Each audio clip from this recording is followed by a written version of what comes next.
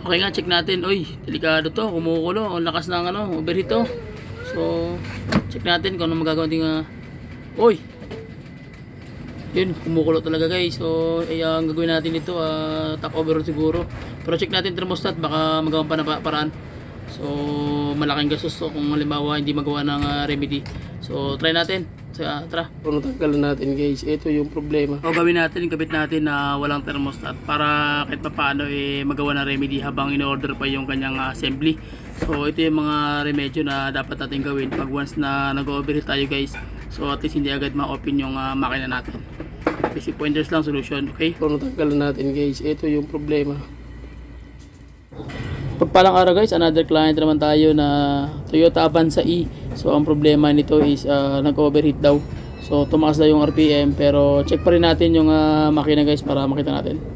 So panda rin natin yung engine, although umaandar na siya, pero pakiramdaman ko muna yung andar ng RPM. Bakit tawag niyan, sabi daw bigla daw nag low power tapos umusok. So alam naman natin na sa mga mechanic, pag umusok ibig sabihin overheat na yan. So pakiramdaman natin yung makina. RPM natin.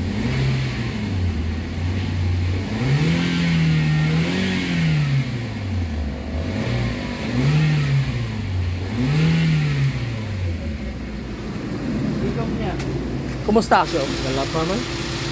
Ibig sabihin gumagana yung water pump mo. Ang problema lang ito.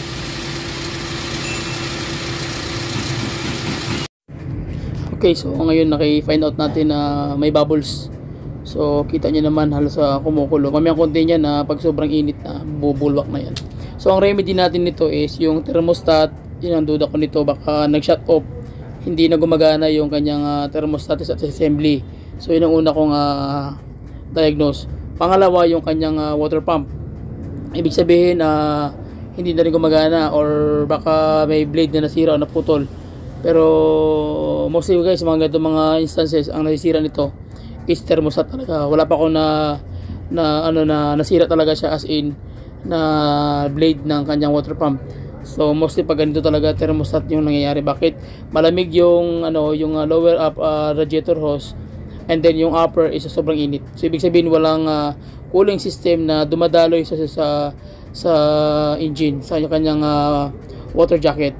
So yung bomba, ibig sabihin gumagana siya, umiikot siya, pero naka-shut off yung yung tinatawag na thermostat assembly. So yung hangin, yung tubig na mainit, hindi agad nakakapasok doon. Nandun na siya sa bypass. Bakit? Kasi nga dahil doon sa sistema ng thermostat assembly na hindi na siya gumagana. Kaya nagbablock na siya mismo sa may pinaka main passage ng cooling system. So yun po yung kadalasang nangyayari sa ating mga makina na once ang set assembly ng thermostat mo nasira, yun talaga po yung number 1. So sa akin, as a remedy po, ang ginagawa ko nito, hindi ko siya kinokondem. Ang ginagawa ko is tinatanggal ko lang siya, tapos in-orderan natin ng thermostat para mabalik yung kanyang dating yung pinaka temperature na sufficient dun para sa engine, para hindi magkaroon ng problema sa pagdating sa consumption ng fuel. Yun po yung pinagkaiba ng mayroong thermostat at walang thermostat. Pero ganito po mostly ang ginagawa namin pag once na yung mga tawag niyan nagkakaroon ng problema sa ganitong sistema. Hindi na agad natin ino-overhaul. Kasi karamihan sabi nila ino-overhaul daw yan agad yan. So para sa akin hindi po. So yun po yung ginagawa natin na sistema para maiwasan yung malaking gasusan pagdating sa engine pull out. So yun po yung basic pointers na dapat nyo matutunan once na naka-encounter kayo ng mga ganitong pangyayari, lalo na pagdating sa overheat. Okay? So mostly talaga is yung sa leaded gasket nagbibitak na po yan. So anong ginagawa? Ang ginagawa po ng paraan yan is thermostat, tanggalin mo ng thermostat, and then lagyan ng bagong thermostat bago niya po i-decide na mag-overhaul kayo kung talagang may leaking. Okay? So yun po talaga yung basic pointer. So try natin na tatanggalin natin yung thermostat set assembly, and then painitin natin yung tubig guys para malaman din kung ano mangyayari. Okay? Ngayon pakiramdaman natin guys kung ano mangyayari kung after sobrang init ng makina. So check natin kung kukulo ba siya o magbubulwak ba siya. So doon tayo malalaman kung talagang ano yung hatol nito. Okay, so ayun, kita nyo sobrang lakas. So ibig sabihin talagang problema talaga yung thermostat. So, pero sana hindi pa rin tinamaan yung kanyang overhauling cylinder head gasket, kasi kung pag tinamaan yun guys, wala na ibang pag-uusap doon. So gagawin natin, tanggalin natin yung thermostat assembly and then check natin kung makakaya pa. Basic pointers pa rin guys, pag ganito mga instances, so kailangan magpalit ka ng oil tsaka yung kanyang oil filter para bago na yung lahat. So nandito po sa ilalim ng alternator yung kanyang natawag na thermostat assembly. So babaklasin natin yan guys para makita natin. So mamayang konti pag natanggalan natin yan, so pakita ko sa inyo kung saan location talaga yung thermostat assembly nito, na plastic lang siya. Okay, so balik tayo guys mamayang konti. Okay, so ang itong location ng thermostat assembly ng Toyota Avanza E nasa bandang ilalim ng alternator guys. So yung may arrow na yan, yan yung thermostat assembly ng housing niya. Okay, so plastic lang po yung kanyang housing set assembly nito. So delikado po siya pag once na magtanggal kayo, medyo hindi nyo po gano'ng kabisado yung higpit, pagluwag at paghigpit. So delikado guys, so baka mabasag. So silipin natin guys, ayan, tanggal yung alternator. So nasa ilalim talaga siya mismo, medyo mahirap nga lang yung so try natin sa ibang angle guys, dito sa bandang kanan. Ayan. So ayan po yung kanyang assembly. So kita nyo tatlong bolt lang yan, and then plastic lang po yan. Yung isa bypass, yung isa naman is yung magmumula naman sa paghigop ng kanyang water pump. So yun po yung mechanism ng ng thermostat assembly ng kanyang Toyota Avanza E. Okay, so yun ba guys, mga basic pointers. So balaga ito makuha nyo yung basic pointers kung paano siya titirahin. Balik dito pa rin siya maglatapon. Ibang design, no? So nagtanggal na kami guys. So ingatan nyo pala, basic pointers pa rin yung mga wiring na pag magtatanggal kayo, kailangan yung especially yung kanyang sakit ng electrical to electrical system. So kailangan ingat kayo guys, okay, dahil napakahirap. So ito na pala yung thermostat assembly. So nasa loob mismo yung kanyang thermostat. Mahirap po siya dukutin kung wala kayong pressure o yung kanyang special tools. So mostly naman pag ganito, ginagawa ko nito pinapalitan talaga ito ng brand new na lang guys, kasi although matanggal man siya, pero yung lock niya plastic lang kasi yan. So delikado siya, makita nyo naman plastic lang. So mangyari yan guys is mas maganda assembly na, kasi mura lang naman yan. Okay, so pag-usapan din guys madali yung kanyang mismong mechanism. So ayan na yung set assembly guys. Dito nagmumula yung kanyang clogging mismo sa thermostat assembly kasi nga malfunction. And then ito yung kanyang bypass, so malit na buta. So yan lang yung bibigay ng cooling system doon. So hindi niya kakayanin, kaya bumubulwak talaga siya. So ano ang remedy nito? So ang remedy nito is kailangan tanggalin or palitan. Pero ang gawin namin guys, tanggalin lang namin to. So papressure muna sa machine shop, and then ikakapit na natin mamayang konti para makita natin kung magbabubbles pa rin ba siya o anong mangyayari. Okay, so at least mukha nyo ng basic pointers guys. Yun ang mahalaga doon, yung punto by punto. So tara, kapitan natin.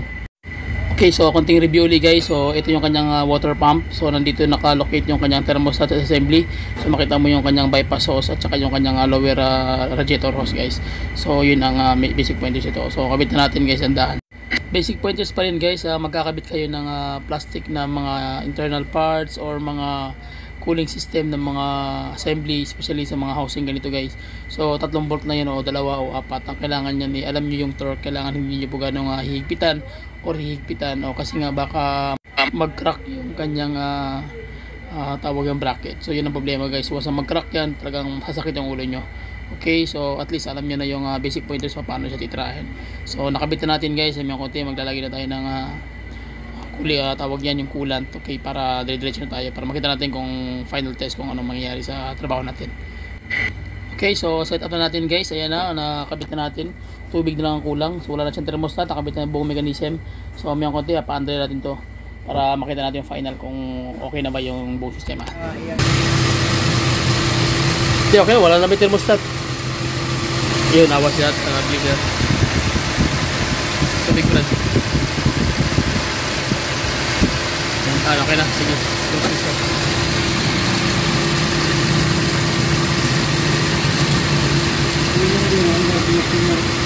Ha? Kanaas, no? Parang kanaas. Parang may sabit ng maliit na pino ba? Okay, so yan na guys, nakita na natin na medyo okay yung tira natin. So yun po yung mga remedy sa mga basic pointers kung once na mag-undergo kayo ng overheat. So tanggalin nyo yung thermostat assembly, and then order kayo, and then pagkatapos dumating na, isakan nyo ibalik. Okay, so at least kita na natin yung mga birada guys. So, basic pointers kung paano i-remedy yung mga ganito mga instances. So iwas ka sa overhaul, iwas ka rin sa malaking gasusan. So yun po yung mga basic pointers. So okay, Kasi kakuha niya na guys. So yun lang. Shout out sa ating lahat guys. So maraming salamat sa inyo, sa lahat ng mga subscriber, follower. Please subscribe to my YouTube channel. Bye bye and God bless. Alright, okay, okay, okay. Alright, alright, alright. Okay, okay, okay. Alright, alright, alright. Okay, okay, okay. Da da da da da da da da da da.